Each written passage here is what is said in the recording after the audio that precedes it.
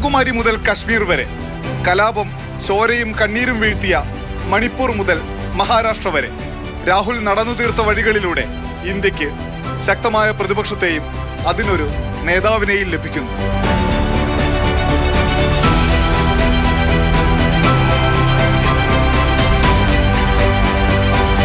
ജനാധിപത്യത്തിൽ ഭരണപക്ഷത്തെ പോലെ തന്നെ പ്രാധാന്യം പ്രതിപക്ഷത്തിനുമുണ്ട്.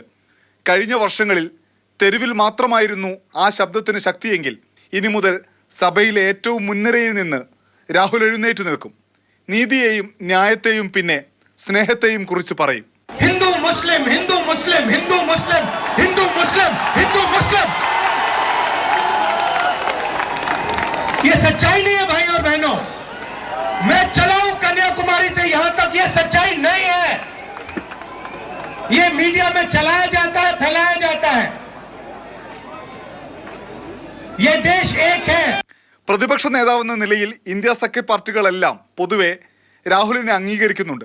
അടുത്ത 5 വർഷവും സഖ്യ പാർട്ടികളെ സജീവമാക്കി നിർത്തി അധികാരത്തിലേക്ക് നടന്നെടുക്കുക എന്നതാണ് രാഹുലിന് മുന്നിലെ പ്രധാന വെല്ലുവിളി. പല സംസ്ഥാനങ്ങളിലും ഇപ്പോഴും വെല്ലുവിളി നേരിടുന്ന പാർട്ടി സംഘടനയെ മെച്ചപ്പെടുത്തി മുന്നോട്ട് പോകണമെന്നതും വിഷയം.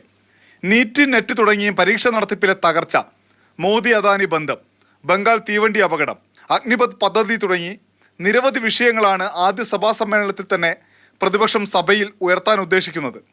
സഖ്യപാർട്ടികളെല്ലാം ഒരുമിപ്പിച്ച് അഭിപ്രായ രൂപീകരണം നടത്തി മുന്നോട്ടു പോകുക എന്ന കടമ്പ ആദ്യ ദിവസങ്ങളിൽ തന്നെ രാഹുലിനെ കാത്തിരിക്കുന്നു. ഒക്ടോബർ മാസത്തിൽ നടക്കാനിരിക്കുന്ന 4 സംസ്ഥാനങ്ങളിലെ തിരഞ്ഞെടുപ്പ് രാഹുൽ നയിക്കുന്ന ഇന്ത്യ സഖ്യത്തിന് മുന്നിലെ ആദ്യ പരീക്ഷയാകും. ഡൽഹിയിൽ നിന്ന് അനൂപ് ദാസ്, മാതൃഭൂമി ന്യൂസ്.